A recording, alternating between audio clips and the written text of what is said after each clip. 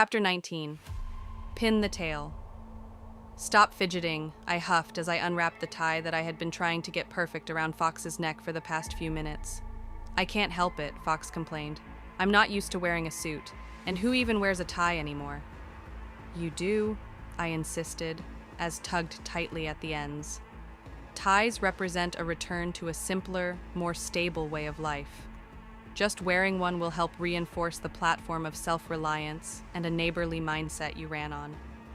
What you billed me as, you mean? Fox corrected. Potato, I said dismissively.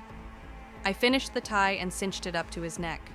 The important thing is that you know what the end goal is, and there's no one else I trust to help me reach it more than you. Fox smirked. Will at least pull your hand out of my ass and not puppet me on the weekends? I looked up at him scornfully before my expression softened. I know it feels like that, but I meant what I said, Fox. I don't trust anyone more than you to help me loosen the grip that corporations and media have on the people of this city. And I know this isn't something you're comfortable doing, but I'm grateful you're willing to do it. He smiled down at me and placed a hand on my head. Don't sweat it, Red. This may not be my cup of tea, but I told you I was on board to help you change things up. I'm not about to back out now that you're so close to achieving your first big goal. His sincerity brought a smile to my face, and I leaned in to give him a hug. Thank you, Fox. I really do appreciate all your help. Don't sweat it, kid, he replied, patting my back. Just make sure I look good while I'm out there. I grinned up at him. You memorized the speech I wrote for you? Hell no, he laughed. I'll just be reading it through my optics while I talk. I gave him another playful swat. Ass! Was it too long? No, he laughed, accepting the swat. I'm just lazy. Well, don't tell people that during your speech, I laughed in response. I took a few more moments to fuss over his suit and smooth out some slight wrinkles. There. You look about as good as I can make roadkill look. I ever tell you that you have a knack for flattery? He asked. I shook my head. I can't say you have. You ever wonder why? My lips pinched in amusement. When did you start developing a sense of humor? He turned and led him to the curtain where the victory celebration speeches were being held.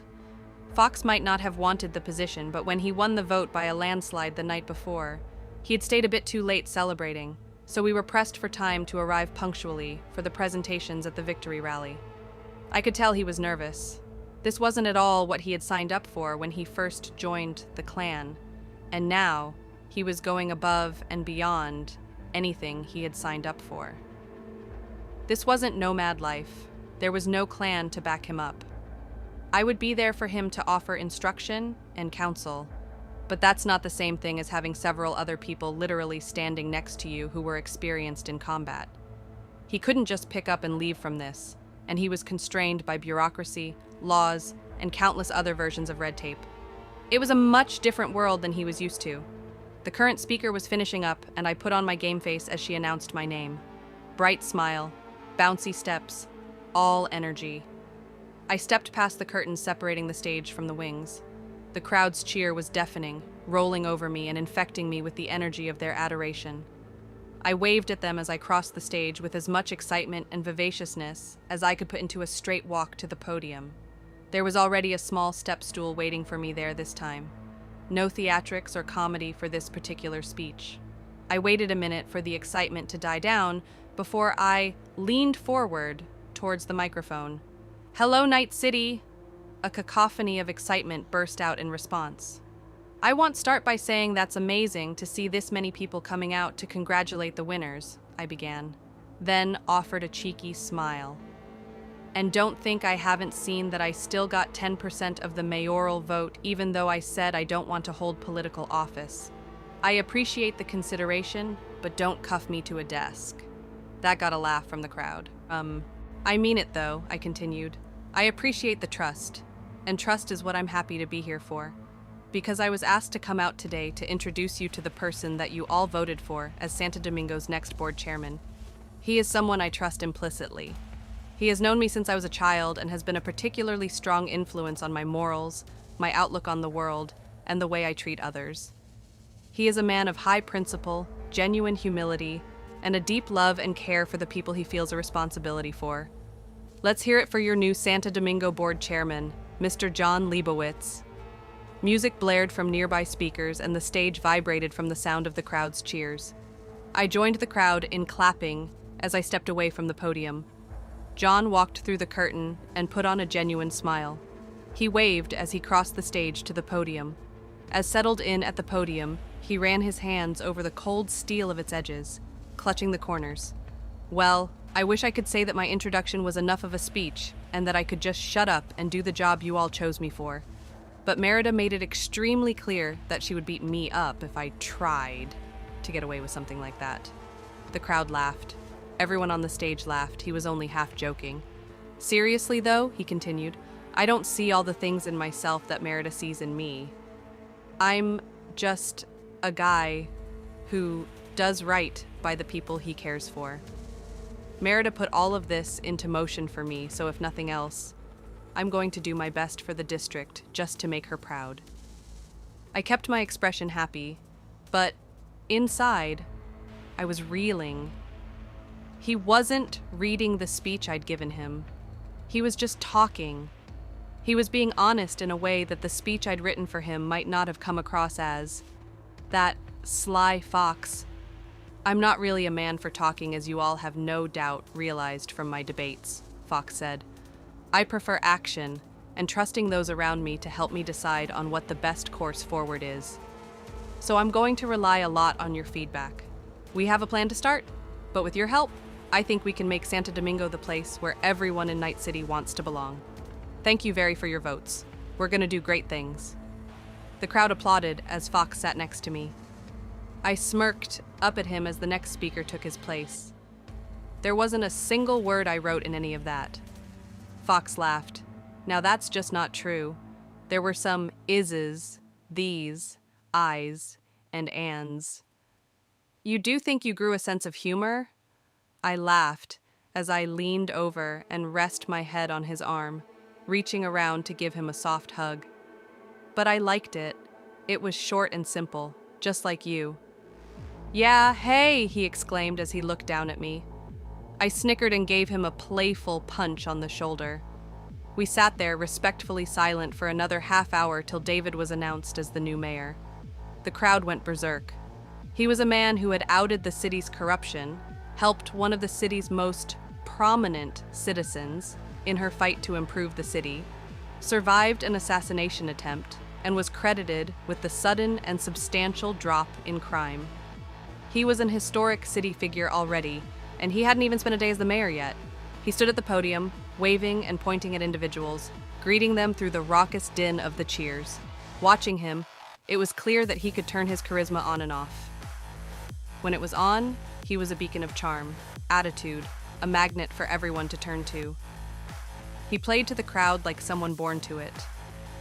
But I had seen him with the charisma turned off when he was serious, direct, unbending, and insistent. I was almost jealous how he could pull the mask on and off. Was I that good? Did others see me in the same way? Able to be one person in one moment, then someone else in another? If he was who I believed I was, then was this something we had in common? Was I finally seeing what others saw when I interacted with people? When the crowd finally died down, he began immediately, "Hello, Night City." His tone wasn't filled with the excitement of a breath ago, but with authority and gravitas. It grabbed everyone's attention immediately. The effect was astounding. I was impressed. "I am here to first thank you for your votes," he said. "But not just for your vote. I want to thank you for showing not me, but the world, that the citizens of Night City are complacent, that we don't see the rot and ignore it, that we don't accept what the media and politicians and corporations want us to accept. We're not simply consumers, or points on a profit scale, or viewers in the influencer currency." The crowd was enraptured. Every eye was on him, expressions sober, heads nodding. "We aren't content to simply consume media or products or excuses," he continued.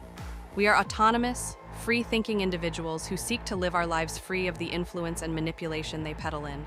We want autonomy, freedom, to live lives of fulfilling work and satisfaction, worthwhile lives that we can be content with at the end of the day. We're tired of living hollow lives that have no meaning beyond increasing the profits of others. There was no cheer in that. He wasn't using a tone that would elicit one.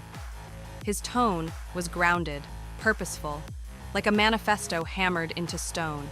You could feel the assent from the onlookers, though, their expressions steeled, chins tight, eyes laser-focused. He was speaking to the very core of every person who wanted to believe that their lives had meaning, that they had purpose, that life itself wasn't just worth living, but that it could be filled with effort that satisfied the soul. To that end, I want to promise you that we will be making changes to corruption laws in Night City, he insisted.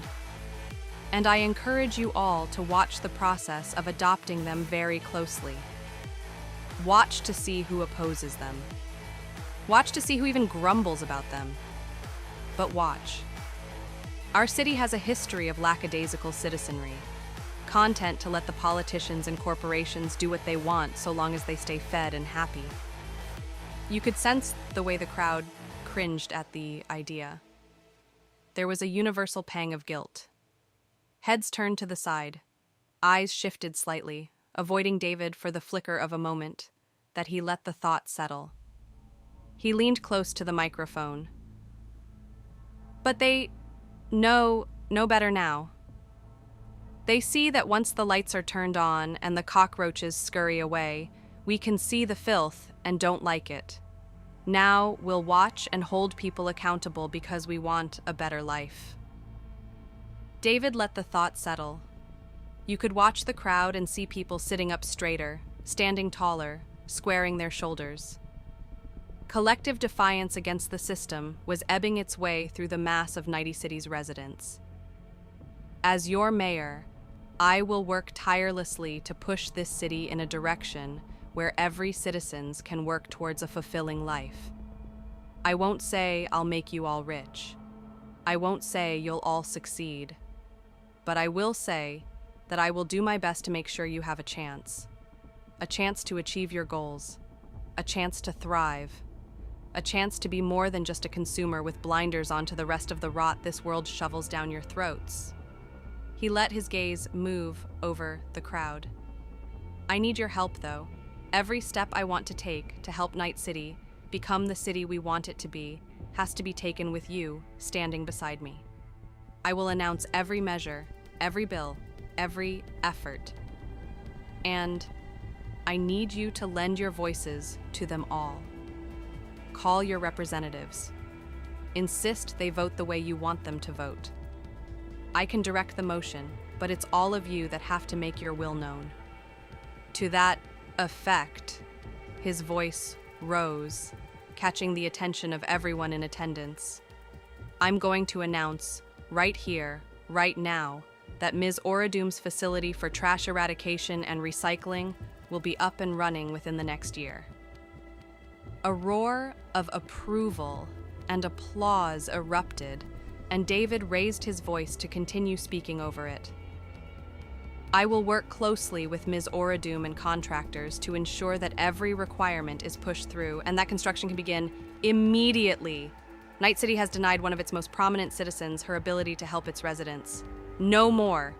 The crowd exploded with approval. Night City had been put on notice. A new dawn was rising, and with it, a May and a constituency that were eagle eyes for corrupt or abuses of power. How long the moment would last, however, would depend on those influential enough to keep it going, keep it fresh, and keep people's attention.